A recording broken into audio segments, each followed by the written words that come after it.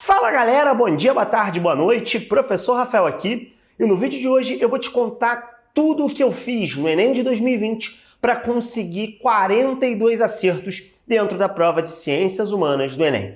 Mas antes de eu começar, deixa eu fazer minha propaganda já costumeira. Se você ainda não é inscrito no canal, por favor, considere se inscrever. Fazendo isso, você me ajuda na medida em que os meus vídeos chegam a mais pessoas e você se ajuda na medida em que, ativando o sininho, você tem notificações em tempo real sempre que eu posto algum tipo de vídeo como esse. E não esquece, se você gostar desse vídeo, de deixar o seu like aqui para que essa estratégia chegue a cada vez mais pessoas. Caso você seja individualista, pelo menos para ajudar o cara que está te ajudando aqui a chegar a cada vez mais pessoas. Bom, como vocês sabem, a prova do Enem está se aproximando. E tendo isso em vista, vários de vocês têm me perguntado, tanto nos comentários aqui do canal, como lá no Instagram, no @prof.rasfael, sempre que eu abro uma caixinha, como é que vocês fazem para elaborar uma estratégia que seja capaz, dentro da prova de Ciências Humanas, de fazer com que vocês passem 240 acertos. Eu vou contar tudo o que eu fiz no ano passado, quando eu fiz o Enem para corrigir pelo portal, pela plataforma Descomplica, e acabei acertando 42 questões. Em primeiro lugar, se você não me conhece ou se você me conhece, você sabe que eu sou professor de História. É claro que eu não vou recomendar como primeira dica aqui da sua estratégia você se formar em História. Embora isso ajude bastante. Mas, na prática, o que eu quero dizer com isso é que na parte de História, óbvio, eu já tenho quase que um gabarito garantido. Muito embora vários colegas meus não acertem todas as questões de humanas e de história do Enem. Mas, lógico, eu tenho uma facilidade dentro de História.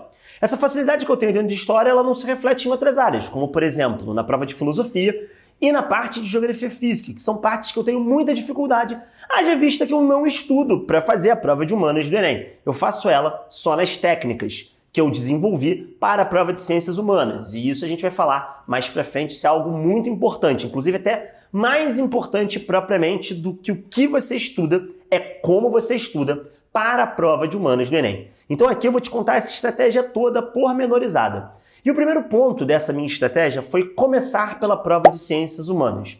Isso aí não é necessariamente um ponto obrigatório, mas para mim foi muito importante porque, como eu disse já para vocês, eu não estudo e com certeza não faço simulados para além, é lógico, das questões que eu corrijo aqui na live do Gabarito, que acontece toda quarta-feira às 7h05, e também com os meus alunos de ensino médio, de pré-vestibular, de terceiro ano, etc. Eu tô falando isso para vocês por uma questão muito simples. Como eu não treinei, isso faz com que a gente tenha muita dificuldade em desenvolver resiliência para fazer a prova. A prova de Ciências Humanas, ela tem textos inclusive menores que os da prova de linguagem, mas os textos em humanas são mais complexos e, portanto, são mais cansativos.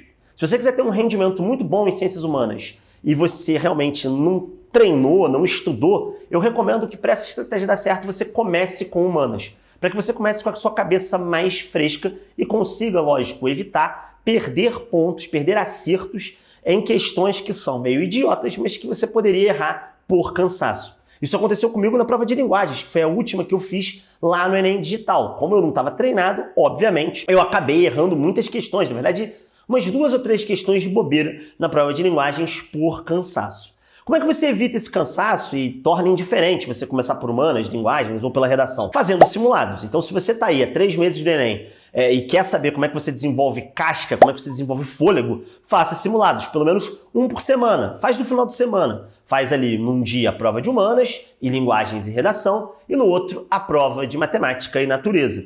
Faça no tempo em que você vai precisar, em que você vai poder realizar essa prova e faça sem consulta. E a importância de fazer esses simulados, ela é muito óbvia. É porque nesses simulados você vai desenvolver uma técnica que para mim funcionou muito. Não adianta dentro da prova de humanas do Enem você fazer as questões se você estiver cansado, se você não conseguir compreender o texto, o comando, as opções, se você estiver lendo por ler. Se você estiver cansado lá na hora da prova, ou mesmo do seu simulado, quando você estiver desenvolvendo a sua casca, para, descansa, respira.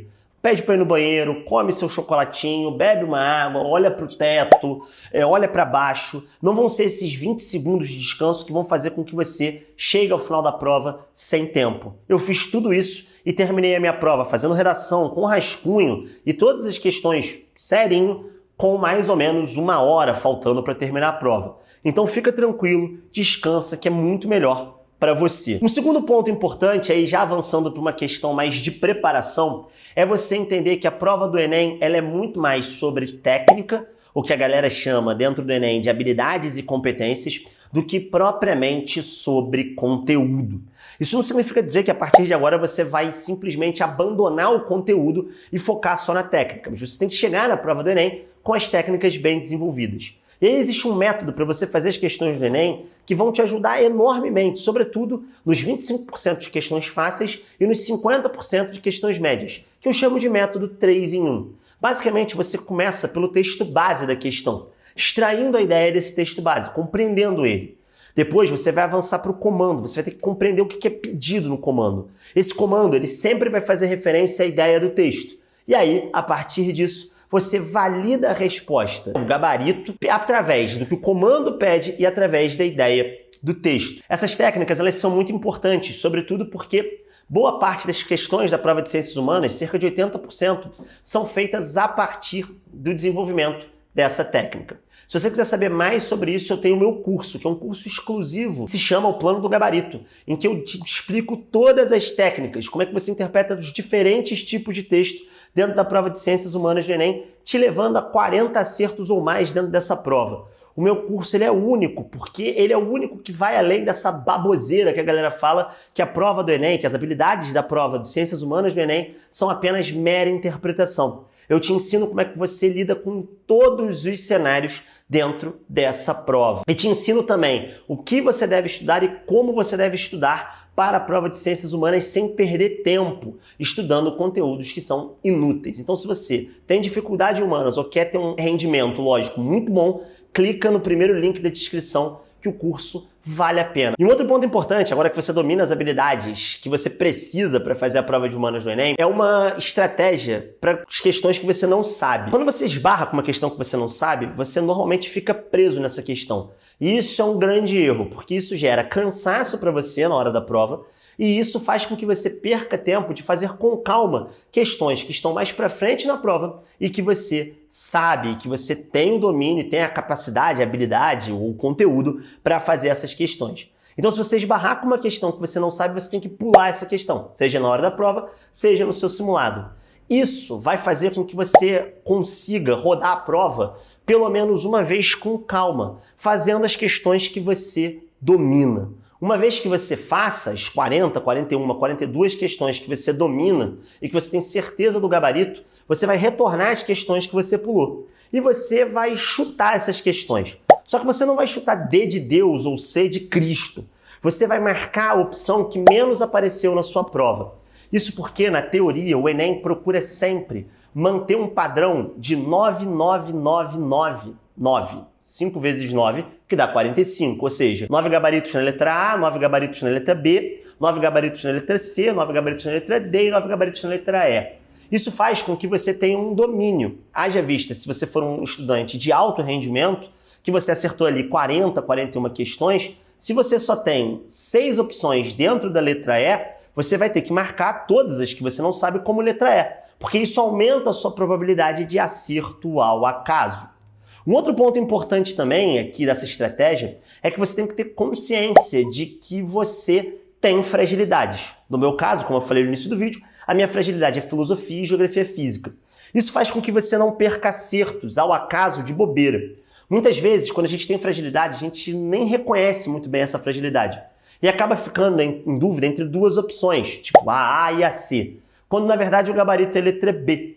Então, se você chega numa questão que você não tem ideia dela, não se ilude achando que você sabe ou que você pode eliminar as opções. Simplesmente chuta essa questão a partir da dica que eu te dei, do 99999. Lembrando, é lógico que isso não adianta se você não souber absolutamente nada, porque aí você vai chutar tudo ao acaso e você não vai ter a menor ideia de qual questão você acertou e qual questão você errou. Isso só faz sentido quando você é capaz, nos seus simulados, de passar ali de 35, 36, 37 acertos. Chutando dessa forma, quando você tem 35, 36 ou 37 acertos, você consegue ampliar seu número de acertos ali para quase 40, acertando as questões ao acaso. Agora, se é dentro de uma área que você não tem fragilidade, você realmente está em dúvida entre dois distratores que você tem certeza que um deles é o correto, marca aquele que menos aparece. Então, por exemplo, se você está em dúvida entre B A, e você marcou 12 opções na letra A e marcou só 8 na letra B, marca a letra B, logicamente usando sempre aquele princípio do chute. E um outro ponto importante também é você usar o TRI a seu favor. Isso eu vou fazer na prova desse ano, esperando inclusive acertar mais de 42 questões com geografia física. Você tem que chegar na prova e no seu simulado e na sua preparação sabendo os temas recorrentes, ou seja, aqueles temas que mais caem dentro da prova de ciências humanas. Então, por exemplo, não dá para você chegar dentro da prova de ciências humanas sem saber, como eu cheguei na prova do ano passado, o que é o El Niño. Porque é um tema dentro da geografia física, o clima, que cai frequentemente. Então, como eu não sabia, eu errei essa questão, e essa questão era uma questão fácil dentro do TRI. Então isso prejudicou enormemente a minha nota, que foi uma nota alta, mais ou menos 750, mas que poderia ter sido muito mais, com 42 acertos. Quando eu errei essa questão, o TRI, ele me garfou, porque ele entendeu que o meu acerto foi um acerto, muito provavelmente, se não ao acaso, mas um acerto que não seguiu o padrão deles de desenvolvimento. E lógico, porque eu não sou um estudante do ensino médio e eu não estudei, obviamente, a questão da geografia física.